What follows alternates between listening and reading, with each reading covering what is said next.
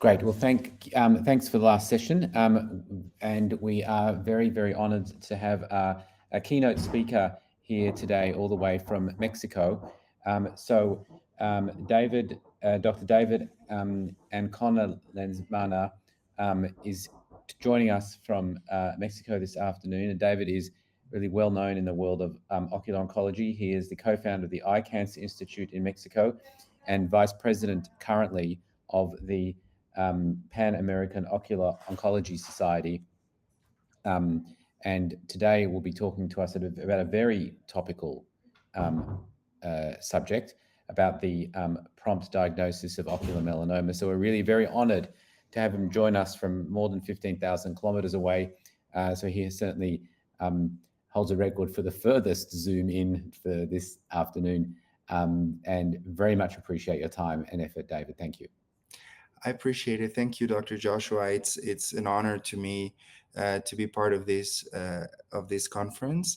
I thank the Australasian Ocular Melanoma Alliance for the invitation, and Dr. Leanne Lim, who also contacted me first for this conference. So, for those who don't know me, my name is David Ancona.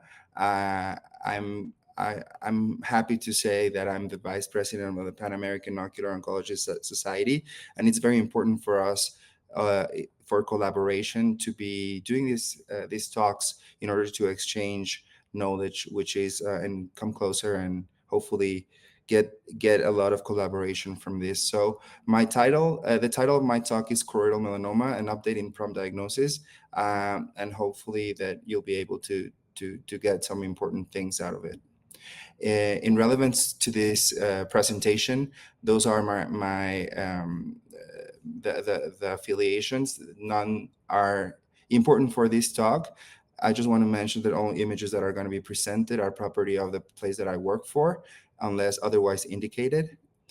First of all, I would like to take some few seconds just to give honor to one titan in ophthalmology who sadly left us this year, who is my mentor, Dr. Jerry Shields. We all know him as ocular oncologists and ophthalmologists. He really will outlive his legacy. His legacy will outlive him, and he improved the life of many patients and families and many doctors.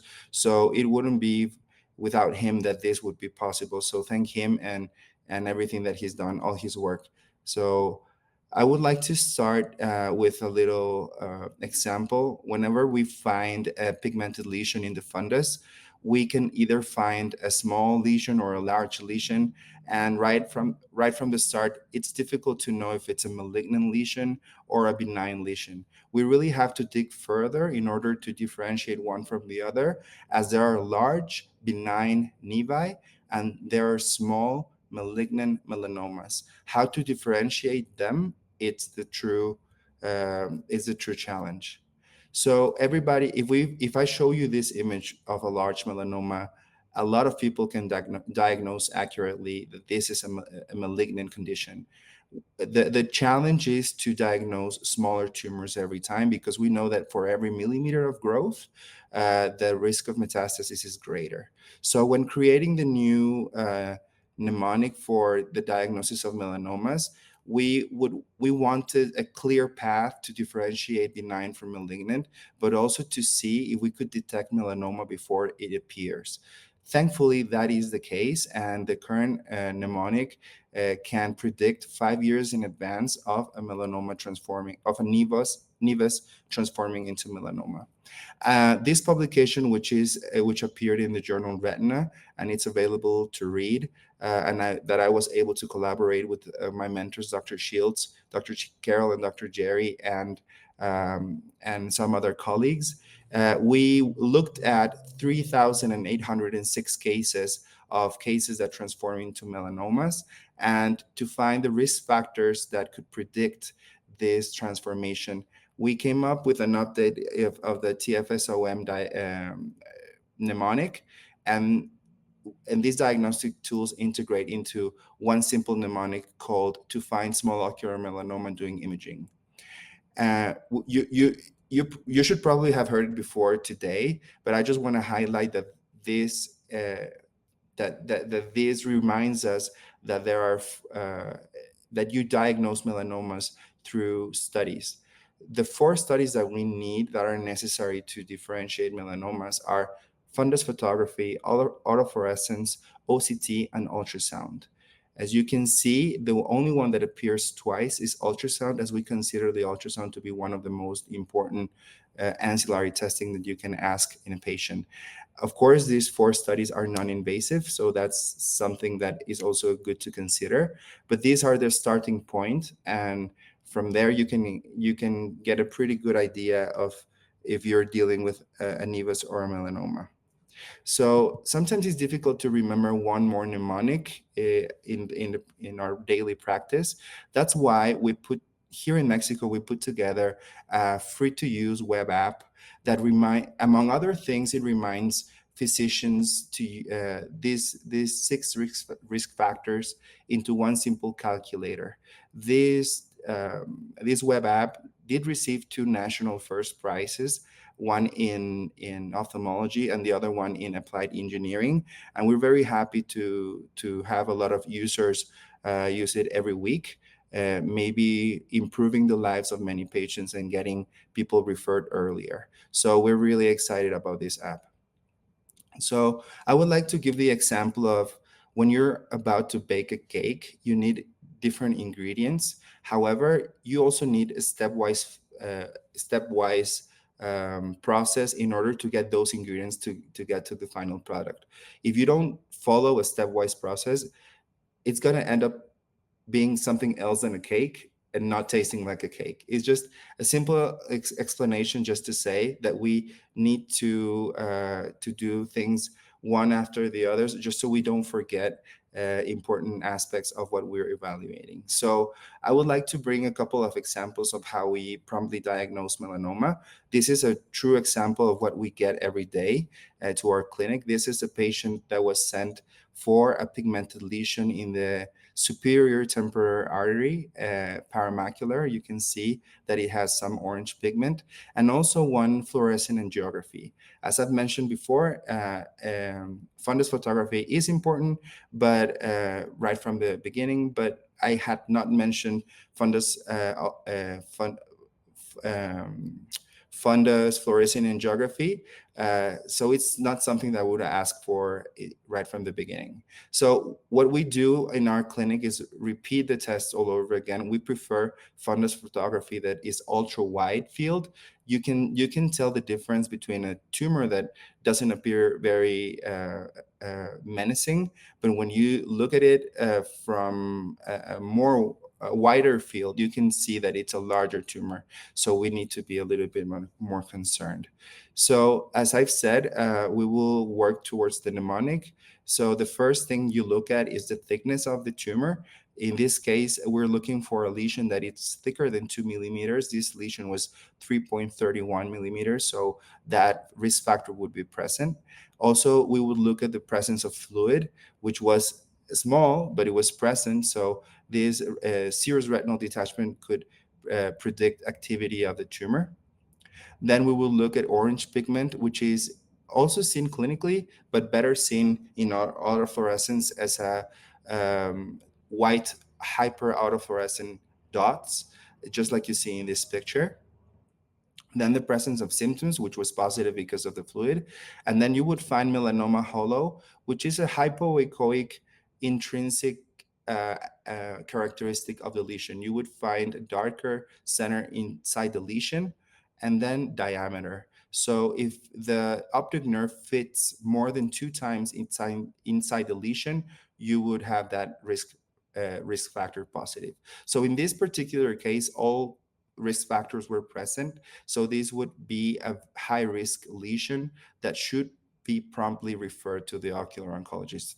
So this patient received treatment right away and got to save their eye.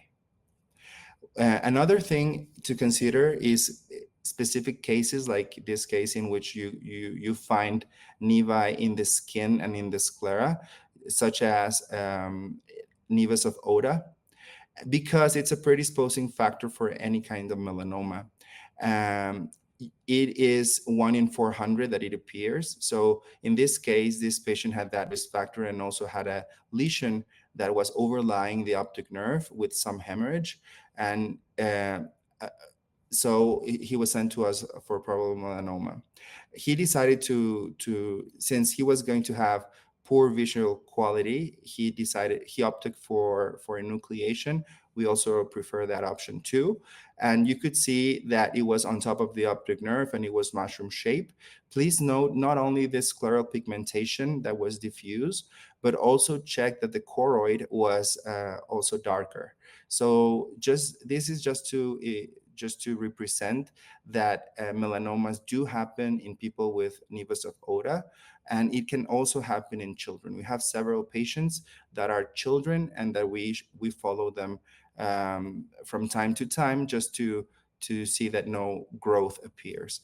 Remember that nevus of Oda has risk of skin melanoma, conjunctival melanoma, orbital melanoma, and meningeal melanoma.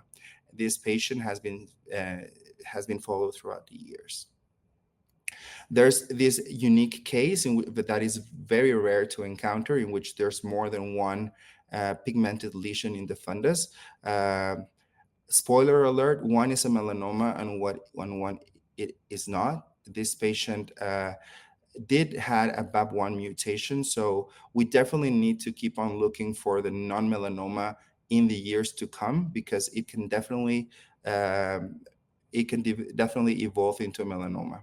So also to remind that there's different clinical variants of uveal melanoma, specifically choroid melanoma, not only dome and mushroom shape that are very characteristic, but please remind that there's also the diffuse variant, which is rarely seen, but it's highly aggressive. So if you find a diffuse pigmented mass, that please consider this as a differential diagnosis. Other things to consider are things that look like melanomas but are not melanomas, such as pseudomelanomas. The most important one is nevus that we already talked about, but it's also important to remember that Pecker exists, which is the peripheral exudative hemorrhagic chorioretinopathy. Also CHERP, circumscribed choroidal hemangiomas, choroidal metastases, specifically from skin melanoma, combined hamartoma of the retina, and RPE. So, talking about Becker, in this on the left, you're going to see the image of a patient that we received back in 2022 that was proposed enucleation. The patient came for a second opinion, and you could see a pigmented lesion in the periphery. Please also note that the patient had drusen in the macula, which can potentially give us a hint that this is not a melanoma. This patient was treated with anti-VEGF therapy, and the lesion completely regressed, leaving no scar. So this was not a melanoma in the end, and we did save the patient from an unnecessary enucleation. Also importantly is we would need to explore what the future in AI is, specifically for melanoma diagnosis. And a few works are being developed, and I would like to speak about some of them. First of all is the role of multimodal AI triage. The different groups around the world are looking at input of fundus photography, OCT, and ultrasound data. So basically, the studies that we would use for TFSOM, and they have achieved a high sensitivity and specificity, more than 80% overall. So that's pretty exciting to see as these models evolved in time, that we would see more accurate diagnosis by AI that could potentially get the patients referred to the ocular oncologist earlier. Also, some biomarkers that are being seen with the help of AI and vascularity seen in OCT and OCTA. Also, the ultrasound microvascular analytics by the Mayo Clinic it's researching into that, and the role of Doppler for differentiating different choroidal masses. Also, the role of liquid biopsy, just like in retinoblastoma, is being looking at. So it would be exciting to have one more weapon with us to differentiate if a melanoma has already appeared, either in the aqueous or vitreous via cell-free DNA or proteomics. And the role of teleophthalmology, which after the pandemic is being increasingly done. I feel that not only in the Americas, but maybe in Europe and Australia, us ocular oncologists are using more and more teleophthalmology just to rule out patients that don't need to travel all the way to our centers, and to get those patients that do need us faster into our offices. I would like to show you this picture of two of my patients. They're a mother and a daughter. The mother on the left, she had the diagnosis of choroidal melanoma 40 years prior, and she was among the first patients to receive plaque brachytherapy for melanoma. So she still has the globe. Unfortunately, her vision was sacrificed. However, you find her daughter who had received the diagnosis earlier that week, and she went for radiosurgery, which is what we have here in Mexico, with the placement of fiducial markers for effectivity. And you see that when people are informed, such as these families, they face the cancer diagnosis differently, even more empowering than many other conditions. So we need to take this into account, because I have always considered that information and delivering information to the patient is always important for them to be able to face this diagnosis in a better manner. It's definitely important to take into account the psychology of this disease, and thankfully that this disease is becoming more and more treatable and curable as time goes by. Just to remind you, if you want to use the app, despite that it's in Spanish, it's easier translated into English using Google Translate. So if you feel that this could be useful for you, you are free to use it. We really develop it for everyone, so there's no proprietary or monetary issues using this app. So feel free to use it. And lastly, I would like to present that in this particular case, because it's a case of a friend of mine who is a physician. He's a retina specialist. And just by using his new fundus camera, he found out he had unsuspectedly a little fundus lesion in his right eye. And in the beginning, this took him by surprise, and he redirected himself automatically to the application that I just showed you, and he is basically doing TFSOM DIM by himself and reporting me once in a while, every 6 months, if anything has changed at all. I double check, of course, and I'm happy to say that he still has, after many years, a 1% risk of transforming into melanoma. So, and he seems to be very happy about it. So it's just about, seeing melanoma differently as diagnosis becomes better over time. And I would like to invite you, if you ever come to Mexico, to visit me in Monterrey, which is Mexico's second largest city, just 1.5 hours from Texas. So we're really close to the US border. And thank you again for this very kind invitation. I'm very, very honored to be here with you tonight.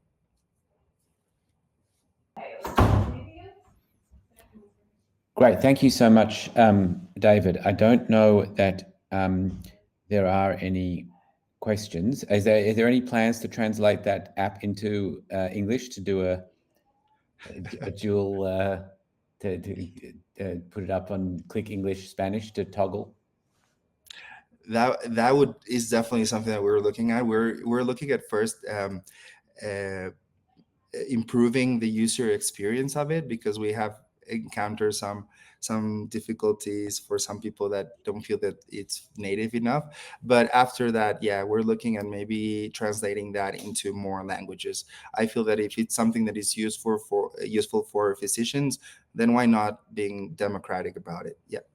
Yeah, so someone's just put in the chat that Alice has put in that her browser translates it automatically to English. So we are in the era of AI. So maybe in the near future, you just look at your screen and it will tell you what your risk is of having melanoma by beaming something into your eyeball. So other questions, the role of ctDNA in ocular melanoma. I don't know if you have any views on that, about whether it has any role either in the blood or in the vitreous. That's a question from one of the audience members. Yeah, I don't feel anything conclusive yet, but it's definitely, there's a lot of effort going into that. Not that we have really read about that it's making a huge change, just like retinoblastoma is, but it's definitely something that people are looking at. Yes, I think actually I was listening to Carol talk Shields just recently, and she had the same said the same thing actually when she was talking about where we are with ctDNA. There's lots of exciting work also coming out of Ellen Gray's lab in Perth looking at ctDNA, but I think the at least in the peripheral blood, at least, it's very hard to find the ctDNA when you're talking about a tumor that is 3 millimeters in size, and that's a technological challenge as to whether there's actually any ctDNA excreted that can be picked up in the blood at all. That is true for retinoblastoma, at least. For smaller tumors, it's very difficult to find cell-free DNA or ctDNA in liquid biopsies. So, and I guess for melanoma, since we want to diagnose it, the smaller the better. I would feel that we would need to gain a lot of information in order to use it more freely. But it's definitely been looked at that, but nothing conclusive yet. But we're definitely waiting for some exciting results. And have companies actually fed those like 3,000 images you have of the retina into AI algorithms? Is that sort of happened already, and they're developing these AI black boxes to detect high-risk lesions? Yes, they have certainly done that. There's a paper comparing not only the sensitivity using AI for the mnemonic moles against TFSOM DIM, and the latest, the one that I presented, it's been proven to be more specific, and moles a little bit more sensitive. So it seems that moles is going to be used more for triage, and TFSOM DIM for confirmation. This obviously is just one study, so we would definitely need to see what happens in real world. Great. All right. Well, thank you again. There don't seem to be any more questions from the audience, and but I also like to thank all our speakers for sharing their expertise and insights, and to our audience for joining us for this 8th AOMA Summit. And we do it yearly, and it's great that we can get everyone from around the country and internationally to join. We've had a large international presence at this meeting and others from patients and patient advocates around the world. So thank you all again. Now we invite you all to stay connected with AOMA, either becoming an AOMA member, that's free, and you get newsletters which you can subscribe to. You can visit our website for updates and resources. Pending permission from the speakers, all the talks today will go on our YouTube channel, so you can watch them at your leisure and review them if necessary. Thank you, everyone. Thank you, David, again, for joining us from Mexico. I'm going to come to Monterrey to visit you now that I have an invitation. Seems like a lovely place to come. But I will now hand over to the Nectar team just to close the meeting from the organizational point of view. I think that's over to you, Nick.